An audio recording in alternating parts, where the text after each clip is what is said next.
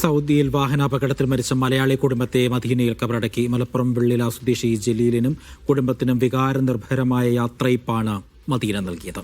മക്കളും കുടുംബാംഗങ്ങളും സുഹൃത്തുക്കളും പ്രവാസികളും അടക്കം വൻ ജനാവലി പ്രാർത്ഥനയ്ക്കായി എത്തിയിരുന്നു. മലപ്പുറം വെള്ളിമല സ്വദേശി ജലീൽ, ഭാര്യ തസ്നി, മകൻ 13-കാരൻ ആദിൽ, ഉമ്മ മൈമുനത്ത് എന്നിവരുടെ മൃതദേഹം ഇന്ന് പുലർച്ചെ മദീനയിൽ ഖബറടക്കി. മസ്ജിദുൻ നബവിയിൽ നടന്ന മയ്യിത്ത് നമസ്കാരത്തിന് ശേഷമാണ് ജന്നത്തുൽ ബഖീയിലെ ഖബറടക്കം. കുടുംബാംഗങ്ങളും സുഹൃത്തുക്കളും ഉൾപ്പെടെ നിരവധി പേർ സംസ്കാര ചടങ്ങിൽ പങ്കെടുത്തു.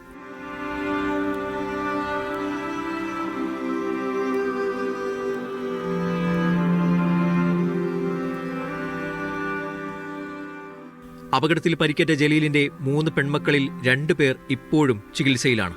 അപകടം നടക്കുമ്പോൾ 4 മക്കളാണ് വാഹനത്തിലുണ്ടായിരുന്നത്. ഇതിൽ ചെറിയ പെൺകുട്ടി ആശുപത്രി വിട്ടിരുന്നു.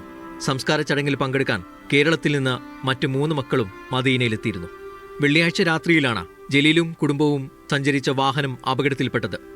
മദീന ഭാഗത്ത് നിന്ന് ജിദ്ദയിലേക്ക് മടങ്ങും വഴിയായിരുന്നു അപകടം. റോഡിലേക്ക് തെന്നി നീങ്ങിയ ട്രെയിലർ ഇവർ സഞ്ചരിച്ച കാറിലിടിച്ചാണ് അപകടമുണ്ടായത്. Aftab Rahman, media 1, Riyadh.